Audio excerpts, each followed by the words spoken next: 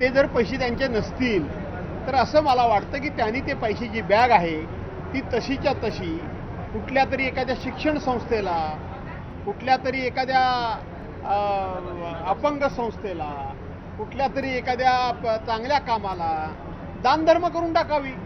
ही माझी बॅग नाही, हे दिसणारे पैसे माझे नाहीत आणि म्हणून हे पैसे मला मिळालेले आहेत, ते माझ्या लक्षात आलेले आहेत. त्यामुळं मी ह्या पैशाचं दानधर्म करतोय आणि पुण्य मिळवावं.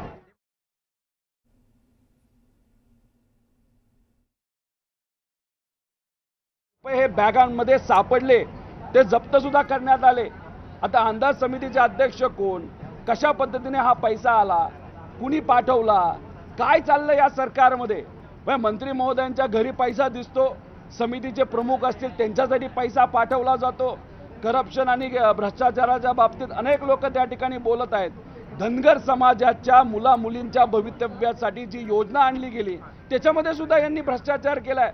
म्हणजे हे सरकार फक्त कॉन्ट्रॅक्टरचं सरकार आहे. पैसे खाण्यासाठी हे सगळे नेते आतुर असतात. अधिवेशनामध्ये आम्ही जेव्हा एखादा मुद्दा मांडतो ते ऐकण्यासाठी मंत्री सुद्धा तिथं बसत नाहीत, पण पैसा गोळा करण्यासाठी मात्र सगळे तिथं वाट बघून असतात, असं आपल्याला म्हणावं लागेल. अतिशय दुर्दैव आहे. याच्यामध्ये सरकारने लक्ष घालावं, जी काय कारवाई करायची ती करावी असं मला वाटतं. फक्त एकच आहे, या सगळ्या गोष्टींकडे बघत असताना शिंदे साहेबांच्या नेत्यांच्या बाबतीतले व्हिडिओ बाहेर येतात, त्यांच्यावर कारवाई केली जाते, इन्कम टॅक्सच्या नोटिसेस त्यांना तिथं दिल्या जातात. अहो, भाजपचे पण आमदार आणि काही नेते हे भ्रष्ट आहेत ना. तसंच अजितदादांच्या पक्षामध्ये सुद्धा काही सगळेच स्वच्छ आहेत असं नाही, त्यांना नोटिसेस येत नाहीत. एकनाथ शिंदे साहेबांच्या नेत्यांना नोटिसेस येतात. याच्यामध्ये काय काळं बेर आहे हे आपल्याला नक्कीच बघावं लागेल. का एकनाथ शिंदे साहेबांची ताकद ही मुद्दामून भाजपकडनं कमी केली जाते का? आणि त्याच्याच बरोबर आता मुंबईचं इलेक्शन आहे, त्याच्यामध्ये वाटाघाटी योग्य पद्धतीने व्हाव्यात आणि कुठंतरी एकनाथ शिंदे साहेबांना एका कोपऱ्यात नेऊन बघ तुझ्या आता इन्कम टॅक्सची नोटीस आलेली ती आम्ही मागे घेतो पण जागा कमी घे, असं कुठेतरी वाटाघाटी होत आहेत का अशी. त्या संदर्भातच आपण रोहित पवार यांची प्रतिक्रिया ऐकली. पुढे जाऊया. आज विधानसभेमध्ये विधानभवन परिसरात मंत्री संजय शिरसाट आणि जितेंद्र आव्हाड यांच्यामध्ये भेट झाली आणि यावेळेला दोघांमध्ये चर्चा झालेली आहे. तर निधीवरून आवाज उठवल्यानंतर शिरसाटांचा राजकीय काटा काढण्याचा प्रयत्न असल्याचा आरोप आव्हाडांनी केलाय.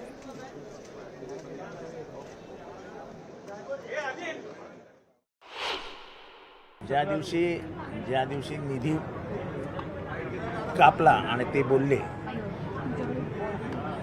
म्हणजे असं निदान क्रोनॉलॉजी ऑफ द इव्हेंट्स बघितल्यानंतर हे कसले भोग आहेत हे त्यांना समजत असेल.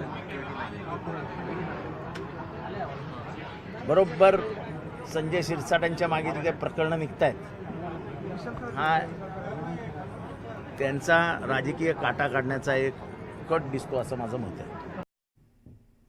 तर मी आधीपासून संजय शिरसाट यांच्या दौलतीबद्दल बोलतोय आणि त्यांच्या घरामध्ये पैशाची बॅग आली कुठून, घरकाम करताना त्यांना जमिनीत गाडलेला हंडा सापडला की काय, असा सवाल इम्तियाज जलील यांनी केलेला आहे. आता मुख्यमंत्री यांनी आपली प्रतिमा टिकवून ठेवण्यासाठी या सगळ्या प्रकरणाची चौकशी केली पाहिजे असंही जलील म्हणाले.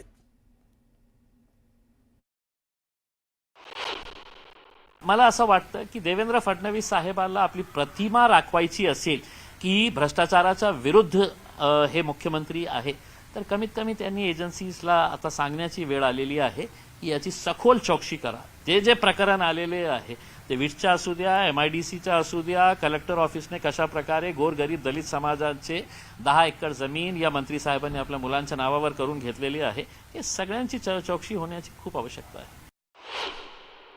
मी आपल्याला सगळं सांगितलं होतं की कशा प्रकारे करोडीमध्ये असू द्या किंवा जालना रोडवर असू द्या कोट्यवधी रुपयांची कशी प्रॉपर्टी त्यांनी घेतलेली आहे. स्वाभाविक आहे, तर पैसा होता म्हणून हे घेतले. पण प्रश्न हे आहे की पैसा आला कुठून. आता तुम्ही हे सांगा की तुमच्या मुलांना काही लॉटरी लागली होती का, की आपल्याला काही लॉटरी लागलेली आहे का, किंवा आपल्या घराचं काम करताना तिथे काही आपला खजाना आपल्याला मिळालेला आहे, हे आता शोधण्याची हे आहे.